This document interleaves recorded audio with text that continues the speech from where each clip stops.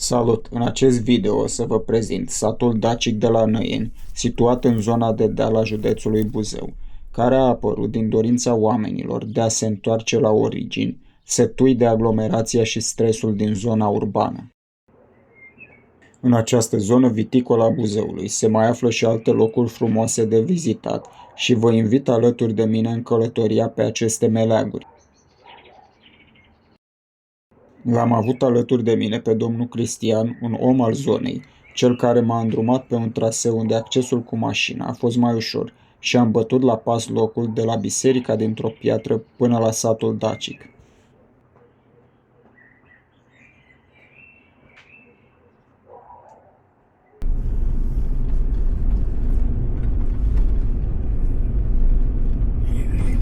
De fapt, la 600 de metri sunt aici acum. 600 de metri. Aici o să parchezi. Uite și că acolo a fost ceva carieră. Da. Dar măcar e poarta deschisă, dar cu spatele aici. Poți să lași aceea noi. Să ajungeți aici cu mașina, puneți direct pe Google Maps biserica dintr-o piatră Năieni.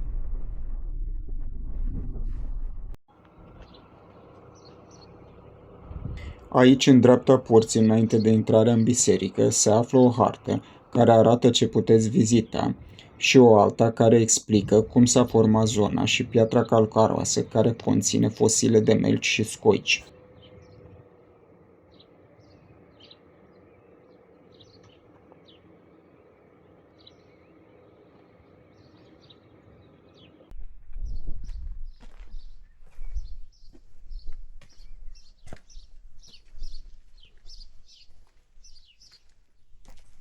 Intrăm în curte și, după cum se poate vedea, în dreapta este clopotnița.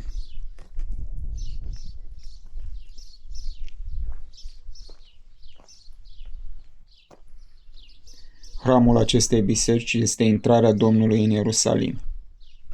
Bună ziua! Din păcate, biserica nu este deschisă decât la sărbători. Se poate vedea că și biserica, cât și casa bisericii au fost construite în totalitate din bucăți de calcarar de Năieni adus de la cariera din zonă, cea pe care v-am arătat-o la început când am urcat cu mașina.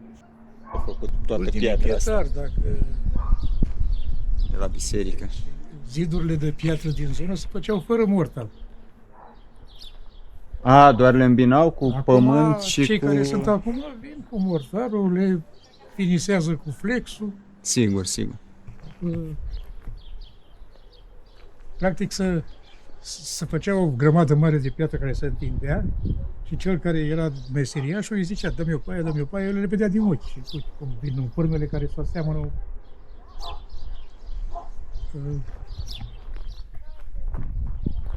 De ce se face acum? Și asta e ultima piatră care a folosit-o, exact piatra de asta s-a folosit la Casa Republicii. La Casa Republicii, La Casa ultima piatră. Republicii. Și după cum vezi, uite, are mergi ăștia. Da. Teoria asta cu Marea Sarmatică. Asta este doar o teorie, nu? Cumva, adică. Așa, aveam acum și un muzeu la Gura Sărăției, aici la Spechea Școală, cu Marea Tetris. Care așa susține că după retragerea oceanelor și a rămas un foarte mare lac aici. Pictura acestei biserici, atât interioară cât și cea exterioară, este realizată în stil bizantin. Sper că data viitoare, când o să ajung, o să mă interesez mai mult să o găsesc deschisă, pentru că aș vrea să intru înăuntru. Biserica a fost construită lângă un vechi așezământ tracic. Sunt și niște grote tracice pe care o să le vizităm.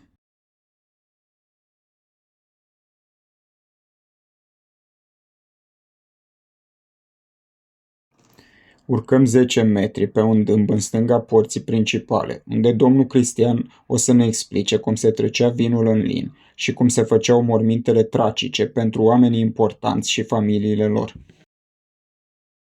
Tot ce făceau ăștia aici, inclusiv acolo lângă mine la crama aia, are expus un lin de piatră. Da? Linul pentru struguri, adică Da. după ce se dau pântesc, să dădeau pe linul ăsta ca să... Și mic, mormânt pentru bebeluși, așa Alții zic că ar fi se presupune. din asta de cruce. Și aici a fost cariera? Da. Asta e cariera de... Dacă ți imaginezi, ei au să până aici. Dealul era. Deci au luat toată... Deci asta a fost o carieră foarte veche, nu? E de sute de ani, presupun. Nu sute de Petra. ani. A fost deschisă în momentul când s-a început lucrările la Casa Republicii. Deci undeva La în Casa Republicii. 1980 undeva. Am înțeles, deci o carieră relativ nouă. De la biserică continuăm drumul spre satul Dacic. Am ales să mergem pe creasta dealului Colarea, deasupra carierei de piatră, dar se poate ajunge acolo și pe drumul de la baza carierei. Peisajul este superb, în depărtare se văd munții Pietra Craiului. Totul durează cam aproximativ 15 minute până ajungem la următorul punct, chiar deasupra satului Dacic.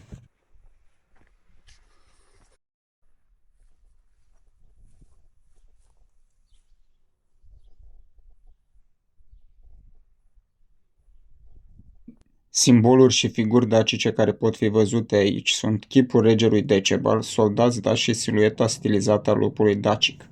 Sculpturile de aici alcătuiesc o tabără în aer liber și reprezintă o celebrare a istoriei dacice, a tradiției locale și a artei peisagistice. Sculpturile se află pe vârful dealului Tigoara, cunoscut și ca Tigora, care face parte din masivul Istrița. Numele dealului provine din limba greacă veche, de la cuvântul Tegora, care se traduce prin loc sacru. Este o tabără de sculptură unică, deoarece copiii care au lucrat aici nu aveau mai mult de 15-16 ani.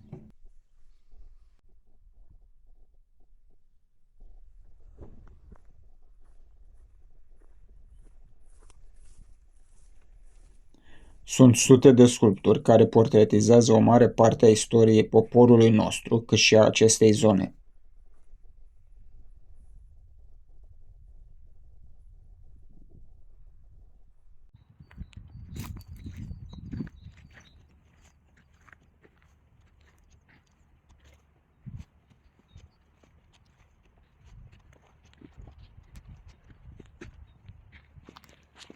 Abia acum înțeleg de ce s-a ales construirea satului chiar în acest loc sacru.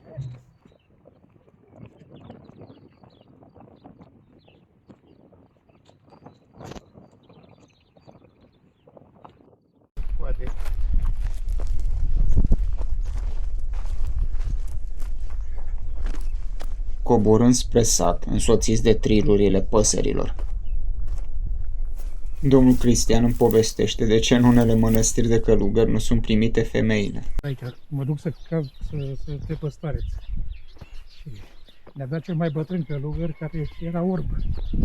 Și ținea noi de mână și ne explica el. Ne-a zis că nu vrea să permite Accesul femeii. Da, pentru că inclusiv privirea este un păcat. Da, aici are sens. Are sens, da.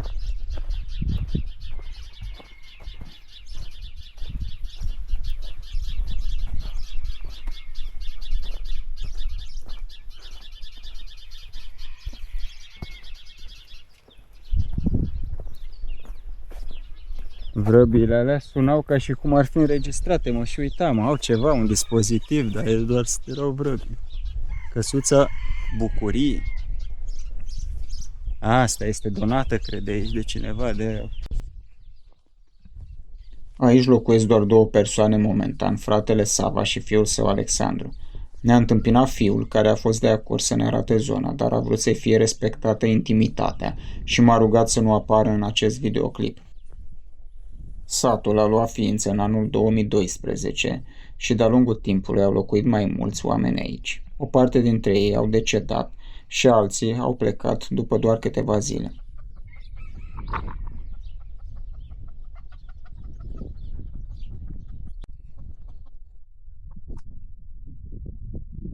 Când este perioada cu săptămâna verde sau așa la școală, au venit cu elevi. Au venit și din clasa 1, au venit și din clasa 5-a și erau, majoritatea au zis așa, frate, să stau aici fără telefon 3 ore, cât am nebunesc. Deci 3 ore, nu era vorba de o zi. Da, nu mai. Dar zic, nu e bine să iei o pauză la tehnologie și să admiri tot. Categoric. Să vezi cum crește firul de iarbă, în ghilimele, cum dă o floare, cum scorbăne o găină în pământ. Nu este ușor să locuiești aici fără curent, internet. Cel mai apropiat magazin alimentar se află la câțiva kilometri. Probabil de aceea nu au rezistat decât dânsii în toți acești ani. Acum s-a adus apă mai aproape de case, dar în trecut mergeau destul de mult să aducă apă de la o fântână. Am primit apă rece din bardacă pentru că era o zi foarte călduroasă și nu mai aveam la noi. O să vă arăt cum arată în interior această căsuță.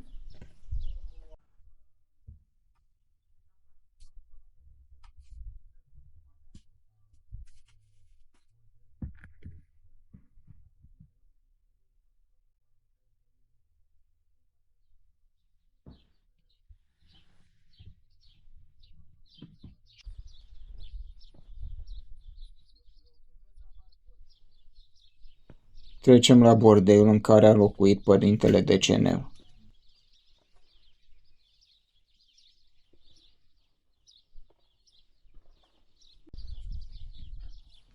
Primul este să crezi în Dumnezeu, adică cu fratele Viorel, cel care a fost primul administrator al satului Dacic, eu nu locuia aici. Urma să mute chiar în chiria asta, dar n-am mai apucat și în 2017, în luna lui iulie, a trecut la domnul chiar aceea la ușă și a venit rău, a căzut jos.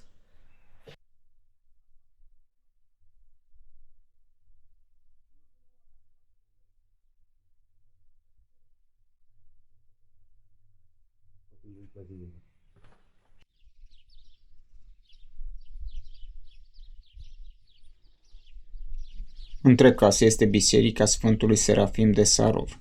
O să vă arăt puțin în interior.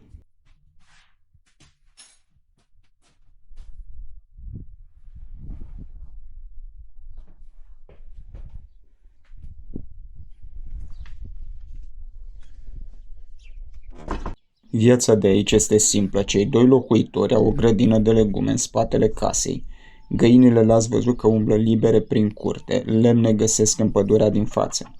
În funcție de sezon, ei merg la cules de ciuperci, fructele sunt în pomii fructiferi din curtea imense și alunii sălbatici le oferă fructul lor atunci când se coc în septembrie. Sigur că nu este chiar o întoarcere pe timpul dacilor, este o îmbinare între prezent și trecut, în construcțiile caselor, dar locul acesta magic, unde s-au găsit rămășițe umane, arme și vase din urmă cu peste 2700 de ani, merită un așezământ uman de acest tip să ducă mai departe povestea. Ne întoarcem la mașină pe drumul de la baza carierei de piatră, unde se află două grote preistorice, în care s-au găsit oase umane, o sabie achinaches persană, vase de lut care se află la Muzeul de Istorie din Buzău.